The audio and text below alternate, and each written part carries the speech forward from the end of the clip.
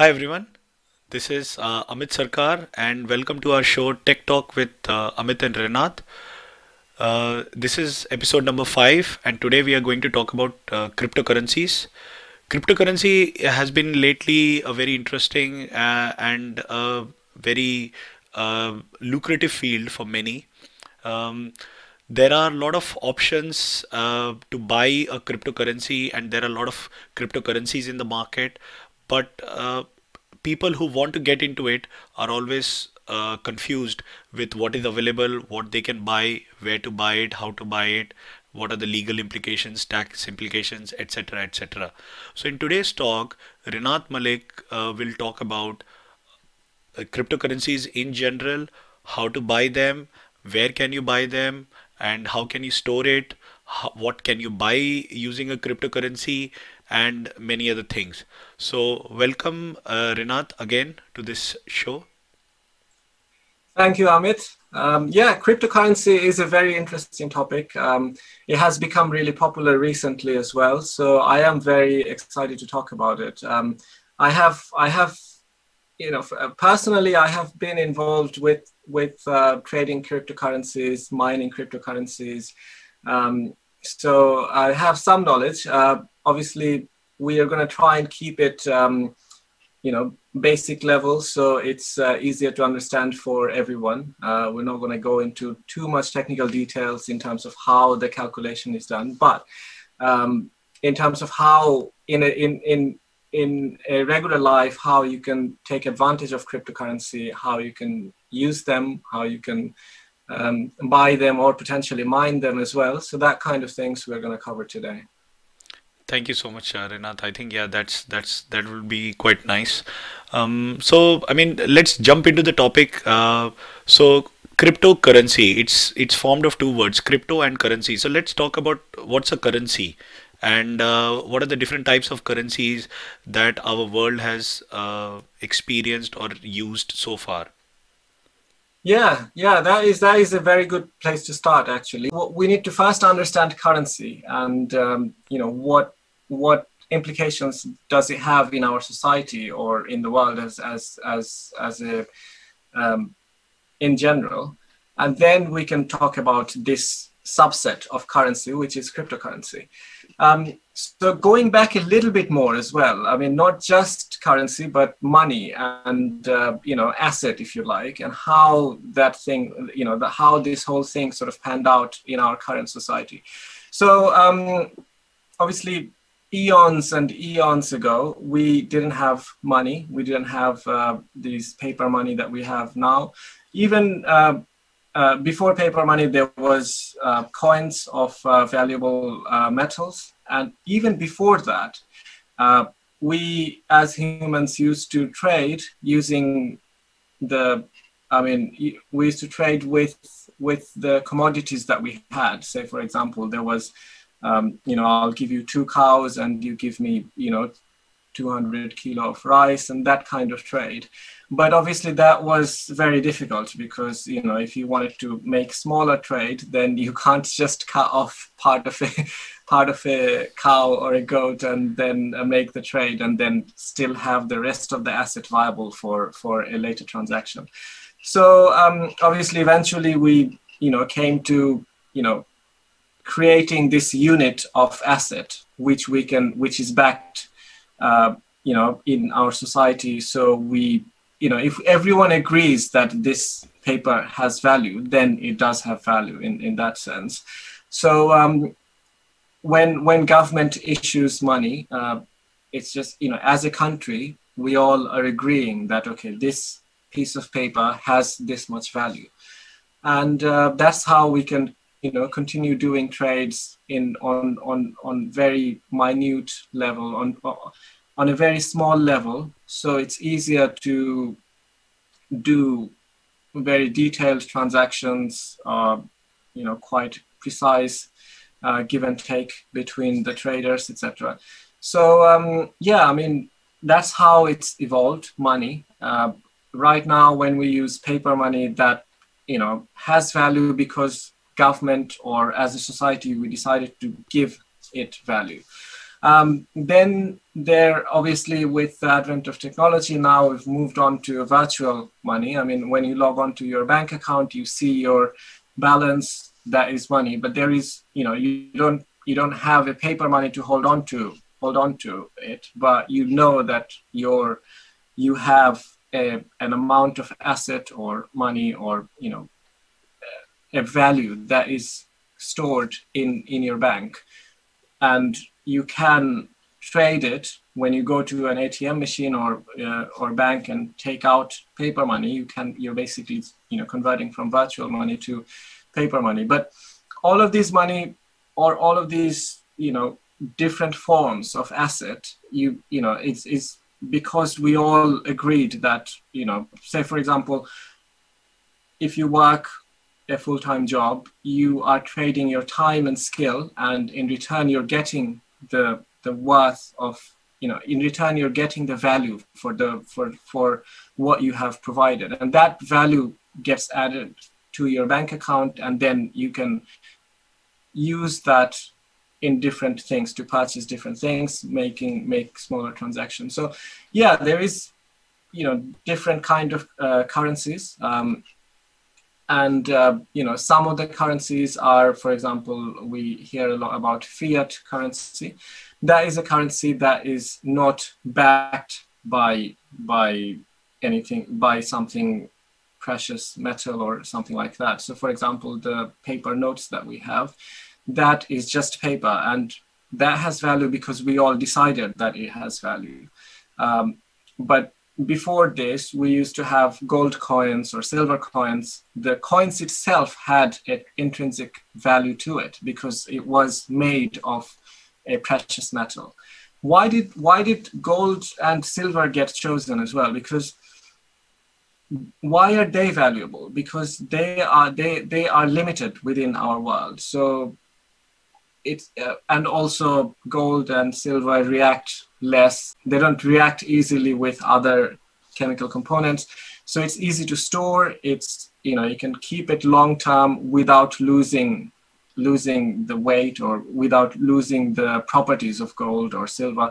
So that's why we chose that. And it's also limited resource. So that has an intrinsic value. And then the fiat currency is when we all decided that, look, carrying around bags of gold is not very practical. And, when we get paid, we would rather just have it sent electronically to our bank account rather than, being delivered a bag of gold or silver. So we've decided that, okay, well, let's now, all decide together that we're going to use paper currency or electronic currency, so to make our lives easier. And ultimately, as long as we all agree that this is how the value is counted, then we can go on with our lives, do the purchases that we want to do. So the concept of money is a social construct, and we're getting something in return of creating value. What is it that actually we're getting? We're getting a placeholder. So we can use that placeholder to make more purchases, get more physical products or a skill or someone's time in return. It has to have a certain set of properties. It has to be agreed by everyone. It has to be trackable, and it has to be limited by the society, controlled by a controlling body of some sort. So if a currency has all of those properties, which cryptocurrencies do, then there is no reason why we can't use this new technology, which is cryptocurrency, as money. So that's the idea. So when we talk about cryptocurrency, I mean, obviously we already talked about electronic versions of the money we already have. Now, those monies are actually governed by the government. In different countries, the government has decided that, okay, for all the transaction in our country, we're gonna create this currency called pound sterling in UK or US dollars, etc., etc. And they control it. So if there is any economic intervention required, for example, we had the pandemic. In that time, a lot of economic intervention was required. The government has some sort of control, so it can save the economy by doing what it thinks is best with money, with the control that it has. Now, it's good. A lot of the times, most of the times, government are acting with the best interest of our with the best interest of everyone, but you can't always rely on that. And some people wouldn't want to trust government as much. And whether you want to or not, it's good to have an alternative rather than relying on one single body who controls all the financial ins and outs of a country. So cryptocurrency, the way it's unique is the way it's designed, it can't be controlled by one single government or one single body. It is a distributed network blockchain. It uses the blockchain technology, which you may have heard side by side with cryptocurrency, and it is validated by everyone around the world. You can start validating all the transactions that's happening in Bitcoin or other cryptocurrencies today. So that's how it's very transparent, and also it's very distributed. So it's not controlled by any bodies. So that way you're not having to rely on a particular government or any controlling authority if you don't want to. So that's another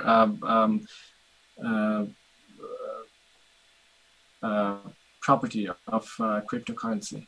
So yeah, that's that I would say that is a sort of basic definition of cryptocurrency. It has the same properties as you would expect from money, or to sort of track your assets, and it is based on the blockchain technology, which we're going to go into a bit more detail in a bit, and it is fully virtual. So it's living and staying within the virtual world, electronic world. So it's easy to sort of send or receive or keep track of. Thanks, Renath. Wow, that was a very big, very big introduction to what a currency is. So, just to summarize for all our listeners and viewers, basically what Renath has talked about from the beginning of the civilization, we had something called as a barter system where we could exchange goods in return for some other goods. So, as he explained, we could exchange some cows for bags of rice. So that was the barter system. But of course, that was not convenient, and you could not always carry a cow with you and buy some other goods. So we had to come up with some form of currency, and that's when we started trading with precious metals. And as Renath mentioned, that we use precious metals such as gold and silver because they don't react with their inert metals, so they don't react with the atmosphere. Their shine is preserved, and they are scarce in the world, so that's why it's precious, and that's why it's easy to trade with them. So we had coins which were precious, and it had some intrinsic value because it was physical.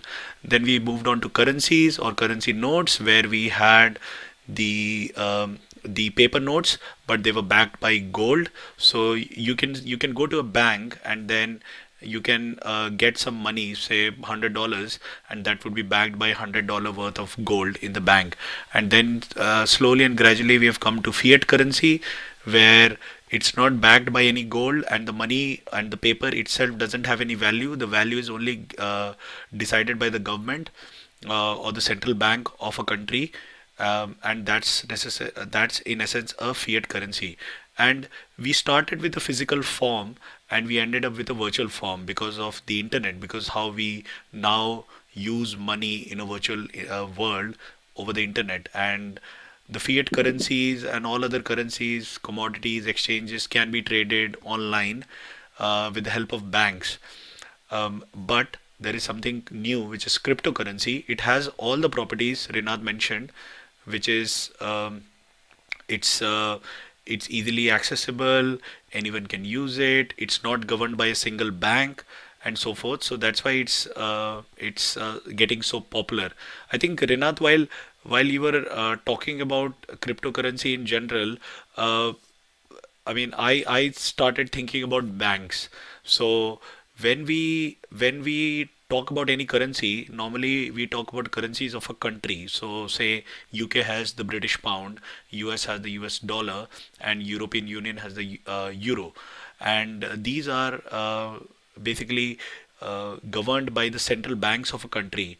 And in order for us to carry or move the currency from one country to another, we have to follow certain regulations. So, what does the role of a bank? Uh, what is the role of a bank in these currencies? And is that the reason why cryptocurrencies emerged?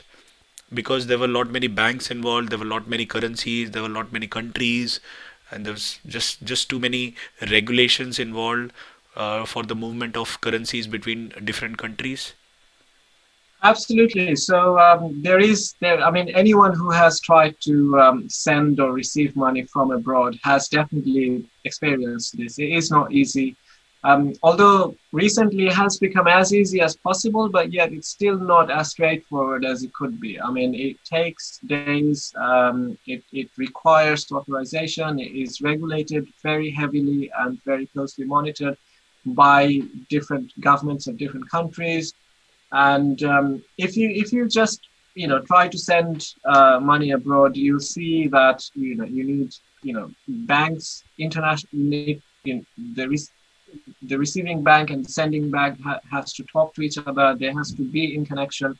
Sometimes the sending, say for example, if I wanted to send some money to China now, the UK bank that I bank with might not be in direct connection with the Chinese bank where I want to send the money to. So they will then connect to a different Chinese bank where they're already connected to, and then that Chinese bank will then find the recipient bank and then send it to them. So there is a lot of transaction going on in the background, and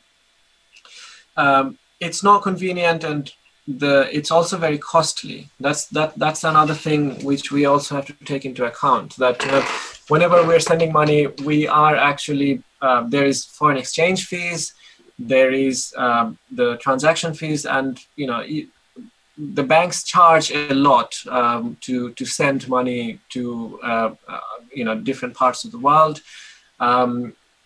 They also the recipient bank also charges as well. So overall, you are losing out a big chunk of the money you were going to transfer just by the process of transferring. Now,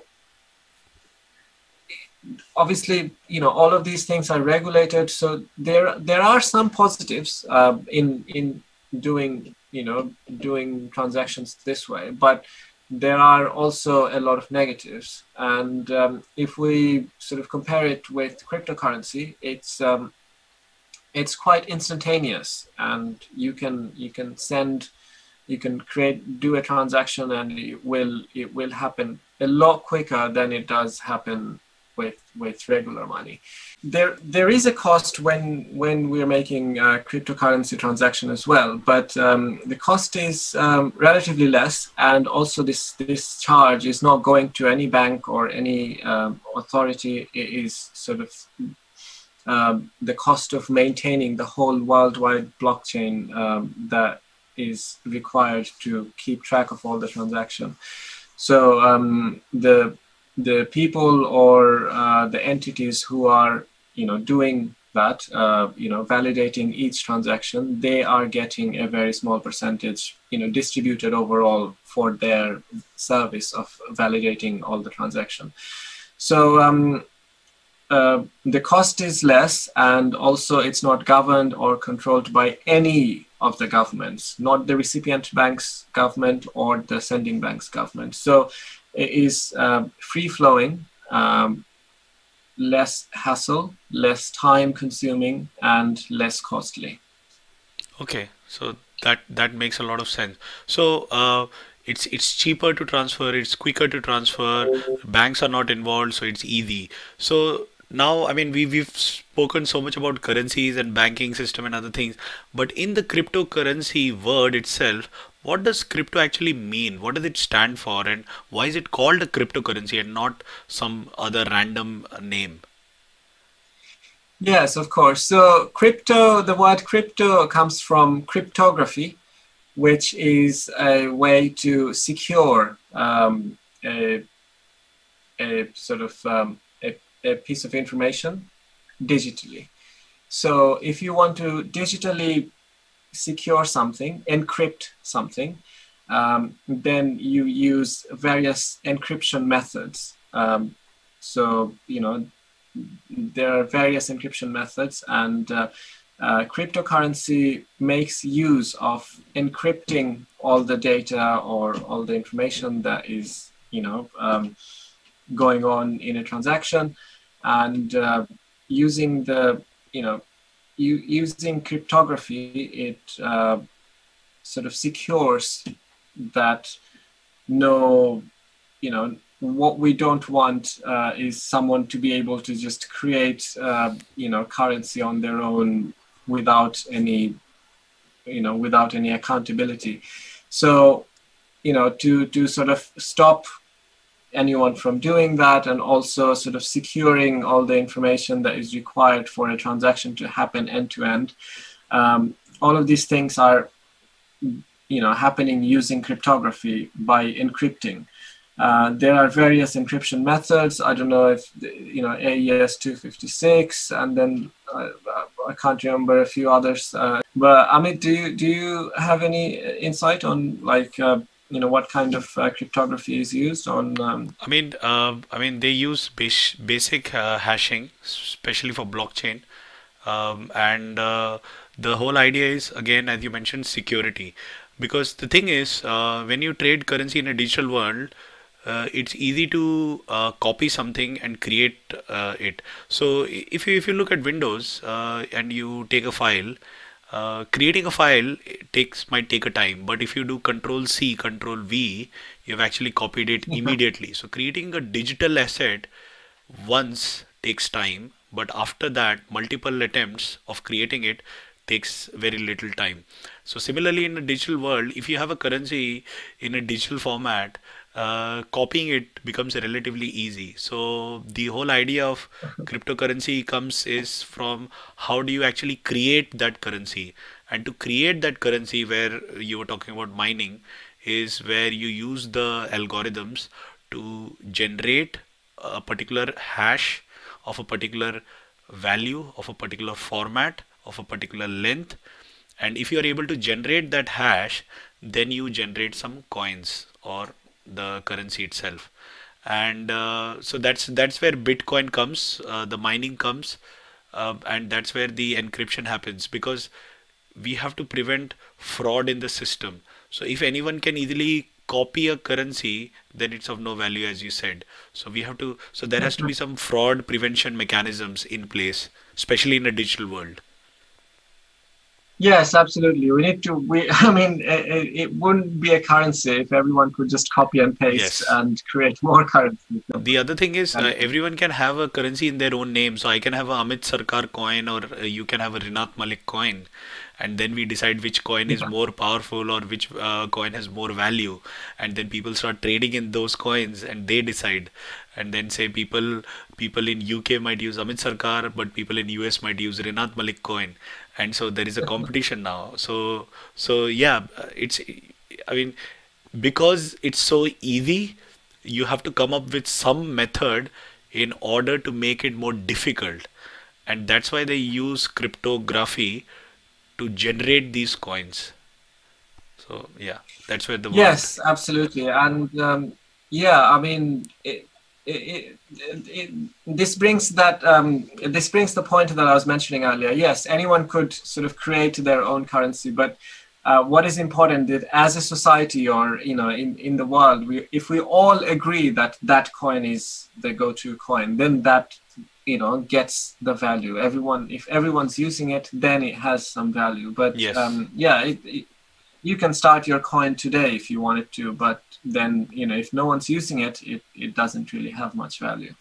True, So very true. that's how the, yeah, that's how the, you know, the advanced or the modern currencies work with value given by the users.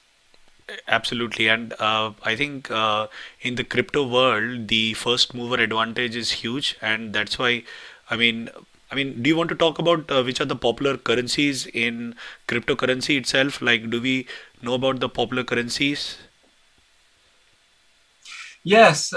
So as soon as you hear cryptocurrency, the next second you'll hear Bitcoin. Bitcoin was the very first cryptocurrency, and initially when it started, obviously no one, took it seriously. But now because it was the first, it kind of had the time to sort of mature and become known amongst many people. The early adopters have, started using it and saw the benefit, and also saw how, realized the concept of money and how, how money could be virtual, money could be digital. And as long as it has the necessary properties, then there is no reason why it can't be, living and be fully digital. One of the other property of Bitcoin, which makes it quite unique, is that it will have a limited number of Bitcoins in circulation ever. So the way it is designed is that it currently is still generating. It's currently didn't reach its full maximum amount yet, but it will, once it does, it will only ever have 21 million Bitcoins, and that would be the maximum limit. And this was set actually very interestingly to sort of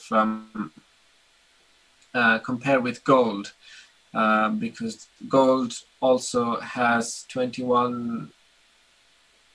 Gold also has a similar amount, a limited amount in this whole world, and the 21 million of Bitcoin was decided to sort of match that in to a degree.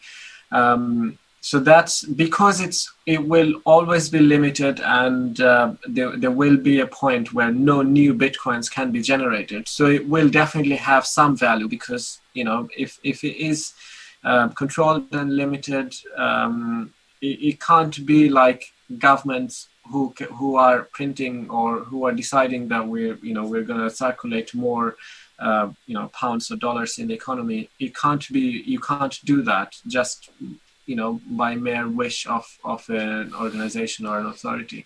So it does have more value because of it. You can do transactions using Bitcoins. It is actually becoming more and more popular day by day. In certain countries, you can literally just pay for your coffee. From your coffee to most of the things that you would want to buy when you go out, you can pay with cryptocurrency, mainly Bitcoin, because Bitcoin is the most popular one. So there are Bitcoins, but then because Bitcoin is so popular, there are many other cryptocurrencies. They're all called altcoins because they're alternative to Bitcoin. But they're all cryptocurrencies, Bitcoin as well as all the other ones. So some of the popular ones after Bitcoin are Ethereum. Then there was Litecoin, and there is Monero coin. There is, I think there is one XRP as well. So I was just before this talk, I was just looking at the crypto exchanges. In terms of volume, Bitcoin is number one, and then we have Ethereum, and then we have XRP in terms of market capitalization, in terms of pure amount that is circulated and the value of the circulated amount. So those are the top yes, three as of now, as top on three. date. Yeah, yeah, yeah. Yes. They're quite. I mean, the top three or the top five or the top 10. You can easily find that with a quick Google search. Those are the most popular ones. Those are backed by various investors, etc. So those are the one to sort of track or study more, study more. But there are many cryptocurrencies, and if you look at various coin exchanges, you'll see lists and lists of cryptocurrencies, and they are so a lot of the times we hear that when Bitcoin was priced less than $1, a lot of people passed on because they didn't really realize what would become in future. I myself included, unfortunately. So so people could say, I mean, you could look at it this way, that one of these currencies in the top 100, which now are priced less than $1, could become $10,000 or 10,000 pounds per one unit or one coin. And if you invested now, then obviously you'll get 1,000% return or 10,000% return on your money. So, but obviously the trick is you don't really know which one would become that. So it's no, so there is a trick, but Yeah, I they are think not to be fully ignored. I need to add a disclaimer for everyone, and please don't invest without doing market research. Yes, absolutely. Yes. We need to actually. So the biggest currencies are Bitcoin, Ethereum, and XRP. So if you want to buy any cryptocurrency, please invest in those currencies because they are the top ones in terms of volume and availability, and most of the exchanges support them. Please don't buy any other currency without research because, as Rinat said, uh, because they are brand new and you don't know which one will go up or down. So there is a huge risk. So please be careful. Yes, absolutely. And even with the top three as well. I mean, your Yes, capital true. is at risk. Don't take our advice, to make your decision. Please do your full research. Um, but yeah, I mean, it is a good market to get into, definitely. Okay. So we talked about currencies, cryptography, and then the whole different types of cryptocurrencies. But and you gave an example that especially for cross-border payments where you have to transfer money from one country to another, you if you do in the traditional way using the traditional currencies, then it's quite expensive, it's quite slow. So cryptocurrencies have an advantage, and that's a very good use case. But apart from that, what are the other use cases where cryptocurrencies are actually more favorable than a traditional currency? And do we know why was there a need to actually create a virtual currency in the first place? So security is one of the other reason. It is more secure because everyone. So every transaction is validated by thousands or hundreds of thousands of people around the world. So it is tracked. Every transaction is tracked, and the history is kept in a global ledger. So it is a lot more secure, a lot more transparent. So the way money is, I mean, if you take any banks, you don't know their master ledger where they have all the data of all the transactions that they have made or people have made within their banking system. But with cryptocurrency, if we're just talking about Bitcoin for now, there is a global ledger which is validated by everyone. So everyone who is doing the mining or doing sort of the validation of all of the transaction, everyone has a copy of every transaction that has taken place from the beginning of this cryptocurrency. So it's fully secure, it's fully trackable, and it has the whole history available to everyone. So there are so many benefits, yet while being this transparent, it is also secure because when you are making a transaction, you are the recipient, you need to know their recipient wallet address, and you have your address, and so it is in many ways more secure. So security, transparency, and along with all the other benefits we just mentioned as well. So there are many benefits of using cryptocurrency. I think the reason it sort of came about, as an alternative to money is, the need for transparency, the need for a quick transfer mechanism between, different countries. Also, coming away from the reliance of government and other organizations that you don't really need to transfer your own asset. With cryptocurrency nowadays, in many countries like Japan, I think it has adopted Bitcoin quite a lot. So you could, do most of your daily transactions with Bitcoin. It is easier in a lot of ways because you can literally just scan a QR code and make a transaction. It is that easy. So I have seen photos where, even street shops in Japan where, he just has his QR code hanging, and, he's probably selling, some street food, and people are getting it, and then they're just scanning the QR code and that transaction is happening. And then, whatever he, his account is, he's receiving that money in cryptocurrency, in Bitcoins, for example. So it is easier, convenient. You don't have to carry around a credit card or anything. All you need to have is a digitally saved wallet where you store the cryptocurrency. It's a virtual wallet. It will have an address, which is a piece of string. As long as you have that string, that is all you need to send, receive money, and you don't have to carry anything. You don't have to sort of keep track of your bank online account details, etc. So it has many benefits.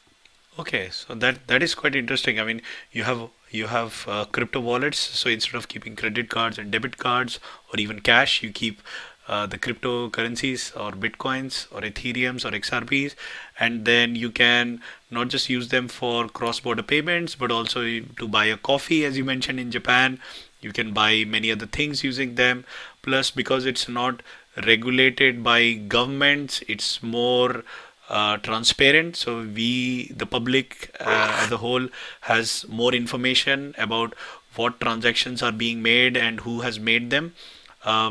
But I think you touched upon a very interesting concept of ledgers, because in a banking system, whenever you deposit or you withdraw cash, or you send or receive any payment, you have a ledger, and that ledger records the transaction, so that in future, if there is a dispute, the banks can refer to the ledger and say, this is the statement as per our ledger and as per our records.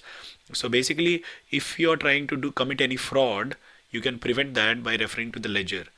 And similarly, you mentioned that there is a distributed ledger in the crypto world, and then that ledger can be downloaded by everyone. So basically, everyone can see the transactions. So if I have sent some bitcoins to you, Renath, then people can see that. But I'm guessing because it's secure, it means they can only see the transaction. They cannot see who has sent the bitcoin. Correct me if I'm wrong. So they can see the address. They can't see the person who is attached to the address. So, and this address is the address for the wallet, right? Yes. Okay. Yes. So this is an interesting thing to talk about when we talk about cryptocurrency or Bitcoin. Is there is a sort of misconception that Bitcoin can be used to do a lot of criminal activities or things that you want to hide, but this is a complete myth, because it is every transaction is trackable. While there are ways if the sort of the law enforcement authorities go into that much detail, they can actually find out exactly every transaction with the details of whoever is behind it. But it's not very easy to find out for a regular person. So even though everyone has all the transaction records, the global ledger, and you can download it today, that doesn't mean that all your private transactions are, easy to see by everyone. It is difficult to, and there are millions of transactions are happening and happened, billions have happened so far. So without appropriate, capacity, or, the technical knowledge, or also, the power of computing, without necessary computing power, it is difficult to sort of track down any particular transaction and the people behind it. Because you can potentially, if you sit down and see, from one address how many transaction has been made, and then that way you can sort of guess and make an estimate, but you can't fully track down very easily. But at the same time, law enforcement agencies, if necessary, if they suspected something serious was going on, they can. So that obviously answers the question of it's not aiding criminal activities in any way. Everything is fully transparent and trackable, but at the same time, it's also keeping your privacy, keeping your information secure. So basically it's anonymous. So you cannot track who's making the transaction, but you can track the transaction itself. Yes, you can see all the transactions that are happening right now and has happened in the past.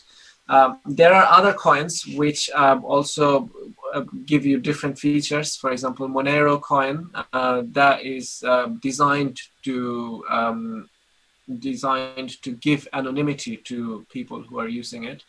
So there are different coins. This is why there are different coins. There are a number of popular altcoins who offer you different kind of features. Like they all have different benefits, but at the end of the day, all of them are cryptocurrency, and you can get the general benefit from all of them. But there are different features of different ones.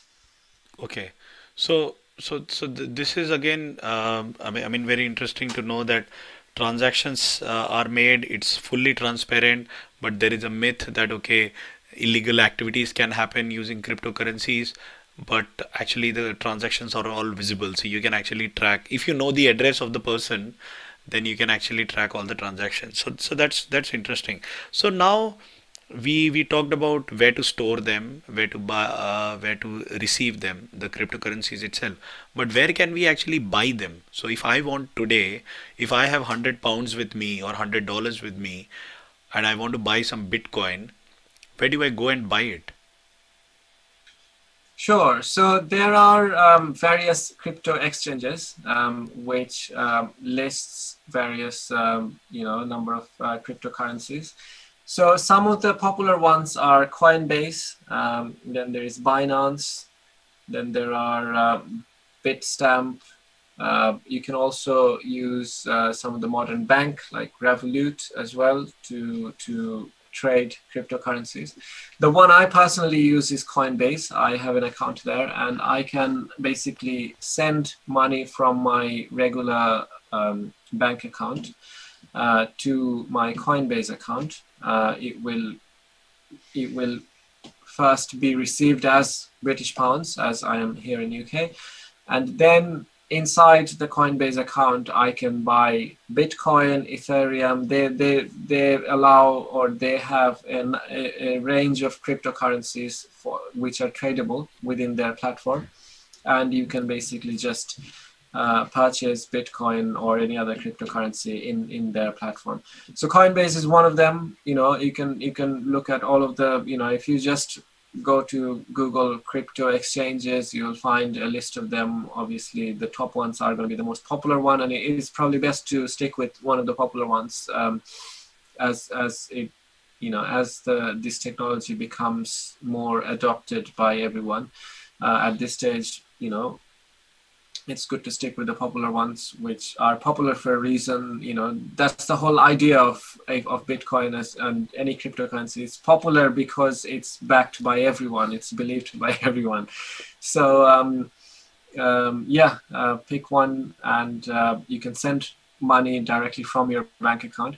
Now, one thing we also have to think about is there are countries where the cryptocurrency is not legalized yet. There could be many reasons. Government could be scared of the new technology.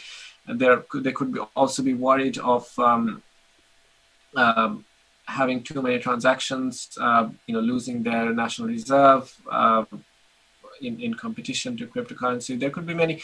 And for example, I know for a fact in Bangladesh, currently it's not legalized yet. So if you are listening from a country where it's not legal, then please do respect your country's legal restrictions, and don't try to buy or trade cryptocurrencies from a country where it's not legal to do so. But yes, if you wanted to, then in countries where it is legal to own and trade cryptocurrencies, you can transfer money directly from your bank account and then purchase Bitcoin and keep it in your virtual wallet for later use. Okay, so this is again, I think it's similar to buying a stock or a share in a company, right? So you have a trading account, and that's what I've understood. So you have a trading account where you transfer your money, and once you identify the share or the stock or the commodity that you want to buy, you place an order, and that stock or share gets credited to your account, and then when you want to sell it, the stock is sold and the amount is credited back to your trading account, and then you can, from the trading account, you can transfer the money to your bank account. I think that is how it works, right? In Coinbase as well? There is similarity in that sense, but I would actually just be cautious, trying to compare it to stock market, because yes, what you just explained, yes, that is how it is. But at the same time, we also have to remember, if we are having to rely on exchanges, then of course, then my money is being controlled by another authority. It's not a government, but it's Coinbase or Binance. So what are we finally achieving then? So what we have to remember is we can own and store Bitcoin without relying on any of the exchanges. We can store Bitcoin in a USB drive and have it offline, save that amount of cryptocurrency saved in any removable storage, and have it offline, completely non-reliant of anything else, and it will still be there. So definitely just clarifying that you have the full control and full freedom of owning Bitcoin in your computer without relying on anywhere else, any other exchanges. But it's just easier to transfer the money to a known exchange where you can transfer the Bitcoin. And then if you did, say for example, you bought a large chunk of Bitcoins and it is, a sizable amount, and you want it to be secure. So then you can take it out of Coinbase, create a offline storage account with an USB drive, and then keep it in your computer if you'd like to do so, or you can create it offline. So no one, there is no way of losing it, as long as you don't lose the physical storage utility that you put your coin in. But yeah, you are not in any way tied to or reliant on any of the exchanges. So that way it's somewhat different from stock exchanges. That is, I think, very interesting, because you're right. I mean, if the whole idea of a cryptocurrency is to move away from the banking system and to move away from the regulations and to move away from cross-border transactions and governments, then I think, yes, it does make sense to have it for yourself without any control by some exchange, because tomorrow people, and I've read news that exchanges have been hacked, people's accounts, and there are a lot of Bitcoins or other altcoins have been stolen. So, and exchanges can crash. So tomorrow, because it's not a viable business option, those exchanges can crash. So you can lose all your money. So I think you made a very interesting point that yes, you can buy the coins like a stock, but you can own it and store it offline. So you don't have to worry whether the exchange has crashed or not. So that is a very interesting point, that if you don't know the code or if you don't know the wallet address, then you can actually lose the bitcoins that you own because now you've forgotten it. So bitcoins are lost in those Yeah, wallets, and there are many bitcoins like that which are in wallets which people have forgotten about. that is true. That is true. I actually know heard this story that this person, one of the early adopters of Bitcoin, and he was mining Bitcoin way early, like in 2009, 10. He had an old laptop, and he just thought, okay, I'm not using this laptop. I'm just gonna leave it at the background, keep it running, have it mine Bitcoins, just because it's fun. There's nothing to lose.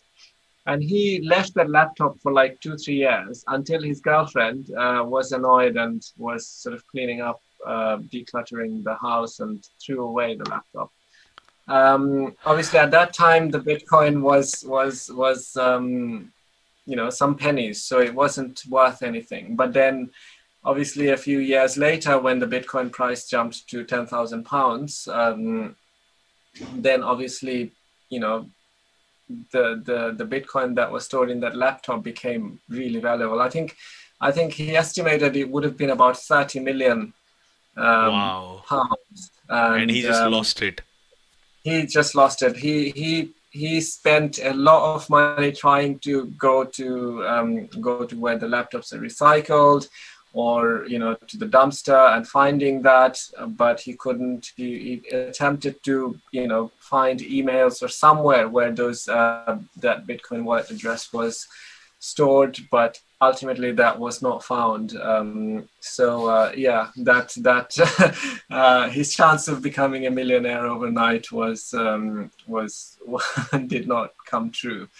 But yeah, So you're right. There are various wallets that have gone missing, or have people have forgotten been about it, and forgotten. yeah. Yes. And so this leads to another interesting observation, and that is that if cryptocurrencies are lost in wallets, it means, like, compared to physical currency where you can actually find it eventually, with the electronic currency, if the device on which it is stored is lost or broken or deleted, then you have lost the cryptocurrency forever. And that means those coins will never be in circulation, so you can never buy those coins. So it means, in essence, the amount of coins in circulation has effectively reduced.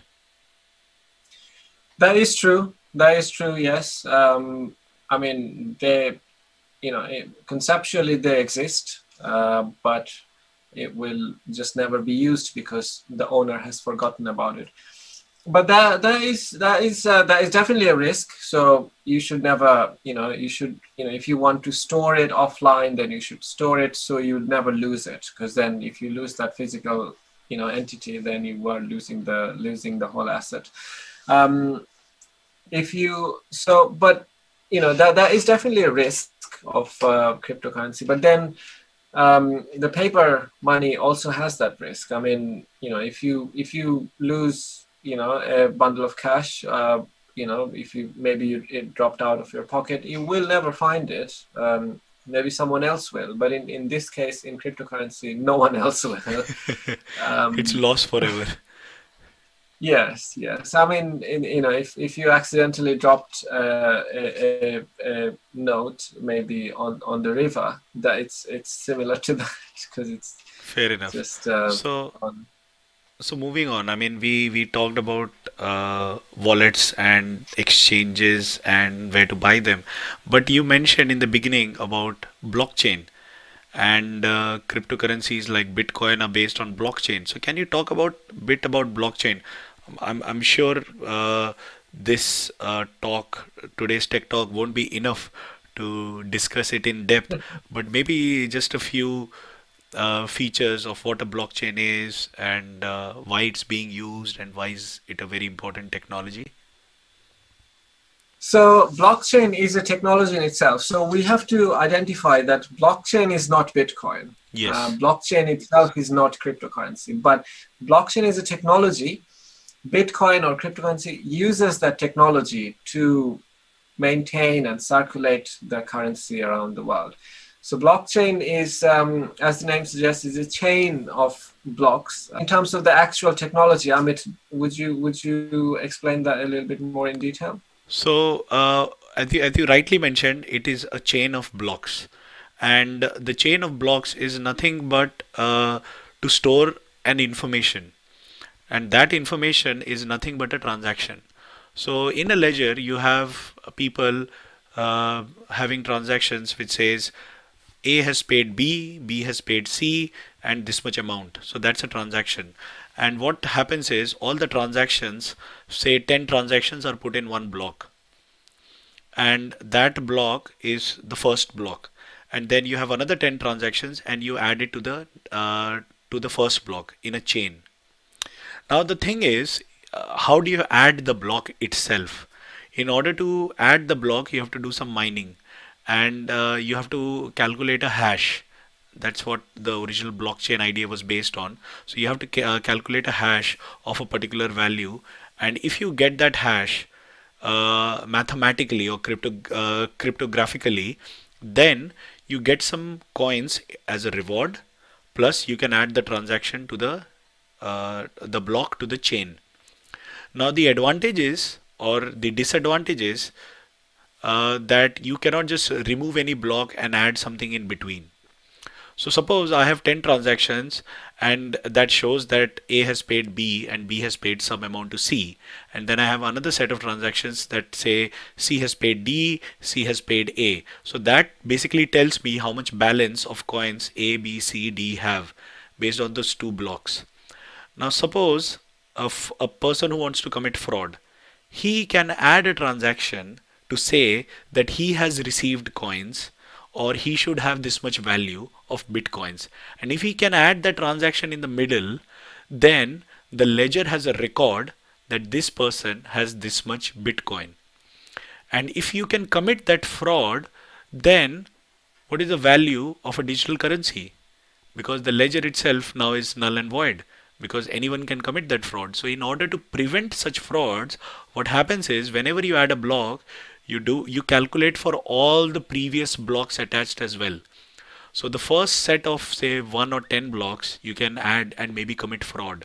But once you reach 1,000,000 blocks, when you have to add the 1,000,001th of a block to the blockchain, you have to calculate the hash for all the entire 1,000,000 blocks. And that makes it mathematically and in terms of computing very, very intensive, energy intensive, because you have to calculate the hash for every single block that has ever been added. And that is the price, and that is where the value comes. Bitcoins are mined using electricity, using energy, and that's why it's very energy intensive. And a lot of people in cold countries are able to mine easily because they can use these computers and these graphic cards and CPUs in a very cold country, and they can run it to mine these currencies without worrying about it getting very hot. So that is the price you pay to get the coins, and then you trade them. So that in essence is a blockchain. Now think like this. This blockchain, as you mentioned, is a piece of technology different from Bitcoin. And in the block, I have added a piece of transaction. A pays B, B pays C. Now, instead of those transactions, I can add something else. I can add code, and I can then track the version changes of the code. So that can be stored in a blockchain. I can add housing records. So all the housing records are in a blockchain. I can add health records in a blockchain, so no one can tamper with it, because if anyone tampers, they would have to tamper with every other record previous. So it becomes very resource and intensive, and that is the beauty of the blockchain. And that as a concept is actually more powerful than Bitcoin. But I think we'll have to do a separate episode for just blockchain. One of the applications that I know of is that in a country, Estonia, they have used blockchain technology to store all the data. Most of their digital records, Estonia is the most digitally advanced country in the world in terms of governance. Everything there is actually done through digital channels. So all the records of all the public records like health records, tax records, insurance records, or any other records are owned by the public, and they have access to the data. And whenever a government body requests access to the data, they give permission, and that's how government body gets access to their data. And they had a problem that because everything was digital, it could easily get hacked. So they moved all their data and all their technology to blockchain so that it could not be tampered easily. So that's, in essence, that's a blockchain and one application. Yes, I mean it is a very interesting and very powerful technology, and a lot of organizations, like even big banks, are looking at adopting this technology into their systems, and it does bring a lot of value. There are many benefits to it. So yeah, it would actually be a good idea to have a episode on blockchain on its own, because True, there true. is there is a lot to explore. Yes, and interestingly, when you mentioned about the governments and the banks using the technology, I actually wanted to ask you that I mean, because you mentioned that anyone can create these currencies, are actually governments trying to create their own digital currency? Because I've read some Um, news that the banks of many big countries like US, UK, China, they are exploring this option of creating their own digital currency rather than relying it. I was. Yeah, I mean, I don't know of any that is in circulation right now, but I was actually logged into Coinbase 2 days ago, and I saw that one of the new currencies that have been added is called USD, and it is tracking the value of US dollars. So it is interesting. I didn't research too much into it, but yes, absolutely, you're right. I'm sure various governments are looking into it, and it would be an interesting transition if that does happen. And it doesn't have to be a transition. It could be, coexisting with the current currency. But yeah, definitely something to keep track.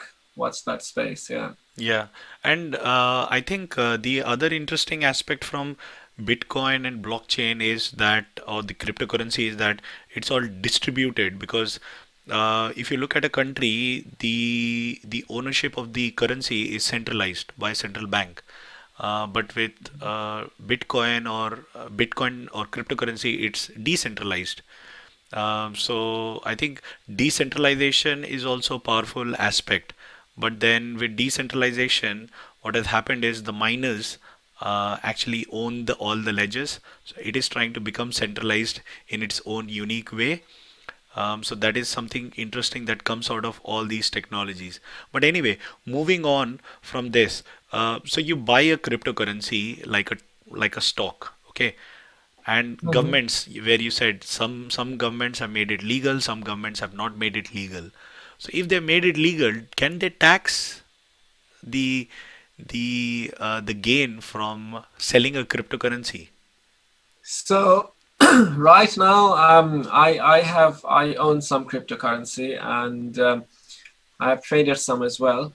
Um, so right now, I think it's yeah, like if you make gains from forex trading, foreign exchange trading, there is no tax on that, because Okay. it's just currency from one currency to another.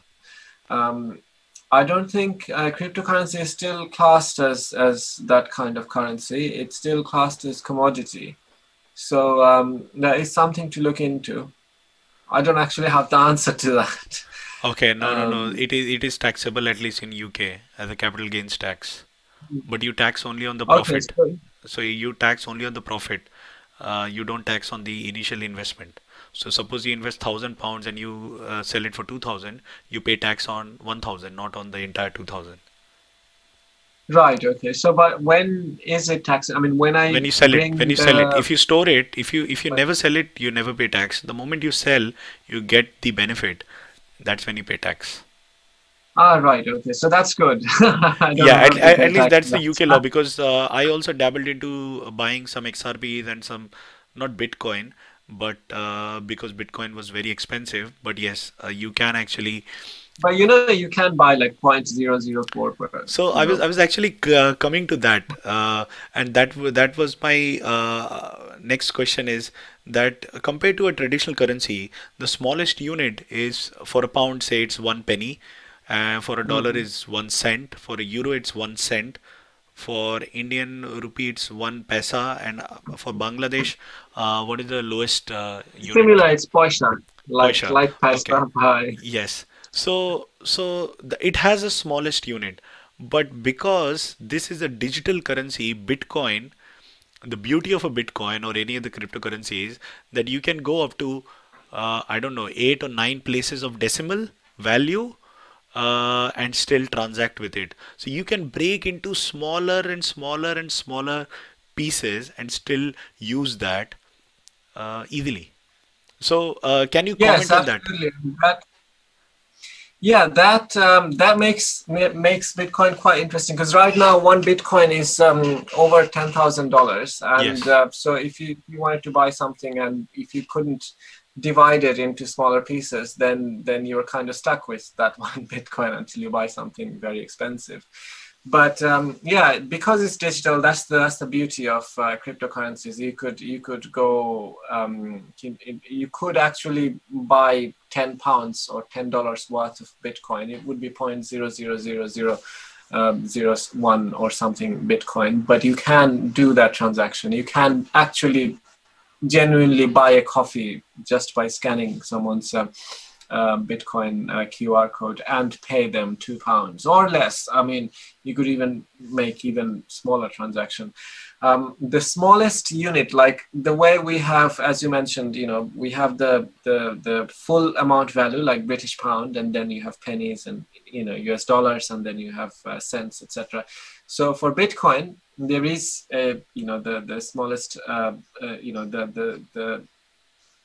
the smaller the amount does have another name, which is called Satoshi. Satoshi, So yes, yeah, yes, so the Satoshi, it's named after the creator of Bitcoin, Satoshi Nakamoto. yes.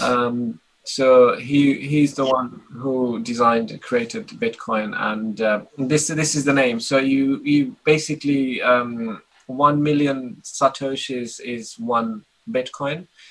So that's basically the smaller The smallest value unit of a of a Bitcoin. smaller the Okay, name. so Yes. that is very interesting. Thank you. I mean, I was not aware that it had a name. I knew it could be brokered, but I was not aware that it had a name. So thank you for sharing that information. We have now looked at exchanges where you can buy, but is there a way where you can compare the value? I mean, do exchanges actually provide an insight into what is the current value of a Bitcoin in comparison to, say, an XRP, or in comparison to an Ethereum, and in comparison with other traditional currencies like a USD, GBP, or Euro? Yes, absolutely. I mean, just Googling in Google will, you don't even have to go to an individual website. You can literally just type in one Bitcoin equal how many USD in Google search box, and Google will give you the results itself. And you can also search for the various, search between different cryptocurrencies and different other country-based currencies. So yeah, definitely, it's available everywhere. Really, I mean, it's just any of the exchanges will give you that price as well, what the current price is, and the comparison between other currencies. It's actually very easy to get in through a quick search engine. Okay. So I think that's about it in terms of cryptocurrencies. I want to really thank you, Rinath, for helping us understand what a cryptocurrency is and introducing us to this whole world of cryptocurrencies. I'm sure our viewers and listeners are quite now well educated and well informed. Of course, they would have to, as a disclaimer, we would say that please do your own research. Don't take our word. Please do your own research before investing any kind of money into cryptocurrencies. Um, you can do this as a hobby, or you can do this as an investment, but please please understand that it involves risk. So please don't, please don't invest without actually doing proper research. But I think in the end, I just wanted to summarize what we have discussed. We've discussed the different types of currencies before cryptocurrencies came. We discussed how you can buy those currencies in different exchange, how you can store those currencies in your wallet, and then how you can trade with them. We also discussed about the currency and the underlying technology blockchain. We discussed about some practical applications and what you can actually do with Bitcoin and other cryptocurrencies. And then we talked about how it can it be taxed or not, and etc. etc. So I think hope you find this talk very useful, and we are looking forward to conduct more such talks on various other topics over the next coming weeks. So please subscribe to our channel, and please comment below and like, share, subscribe, and I hope you're enjoying these videos that we are trying to do this. The whole idea of this Tech Talk is that people who have limited knowledge of technology get a basic understanding of what it is and how they can start and understand, and then they can go to Google or any other platform to gain more knowledge. But our talk is aimed at users to just get their basics and the fundamentals right, so that they have a base on which they can build upon their knowledge. So thank you so much again, Renat. Do you want to add anything in the end? Yeah, sure. Actually, just want to add one last thing. So as soon as you Google or start researching on cryptocurrency or Bitcoin, you'll see that you can mine Bitcoins or other cryptocurrencies, and add some, mine some of your own, and then by mining, you can also sort of own some. So if you mine cryptocurrencies, because you provided a service, as a return, you get some cryptocurrency. So you might become very excited, and you might want to mine some cryptocurrencies on your own, and thinking that it will,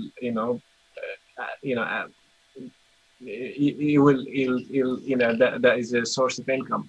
But just so you know that Bitcoin now, because the way Bitcoin is built, and because it was so lucrative in the beginning, so now so many big organizations have invested and created massive farms with massive computing power, that it's not financially viable anymore to mine Bitcoins.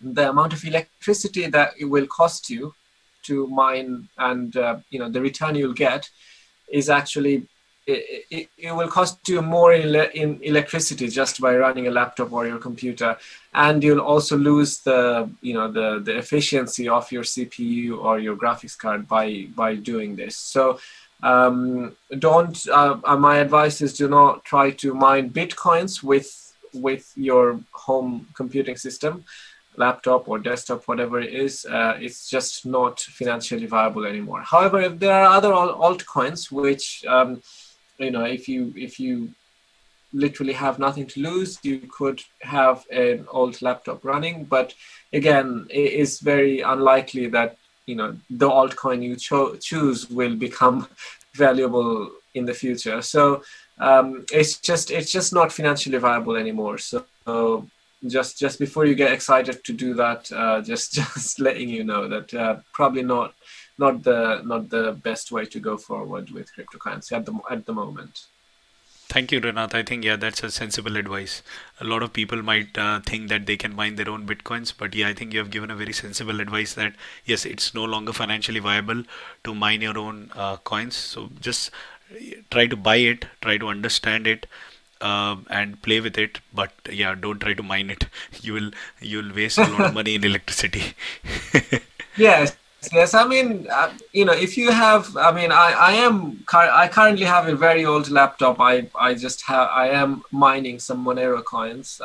There is very little chance that it will become something, but if it does, right now I'm probably just spending the same in electricity as I'm getting in Monero coins. But if it becomes, I'm just, it's just a bet that, in 5-10 years time, if Monero coins becomes as expensive as Bitcoin, then it will have been a good investment. But it is fully, totally risky, and it could just not amount to anything at all. I just don't have any use for that laptop, so I just, for fun, I just kept it. But it's not gonna bring me any, formidable income. There is very little chance of that happening. True, true, true. So yes, it's a good disclaimer for people. You can do it as a hobby, learn how it is, how it works. It's always good to understand the mechanism of any technology, and that's the aim of this talk. So you learn and you create something, but yes, don't do it for financial gains because you may not get any. So thank you so much again, and hope everyone who's watching and listening to this talk had a good time listening. And we will come back again next week with a new topic. And as we mentioned in our previous talks, we are planning to bring on some guests who can talk about some other interesting topics as well on different technologies. So please keep looking forward to those talks as well, and we will post them really soon. So thank you so much again, and have a lovely day. Bye.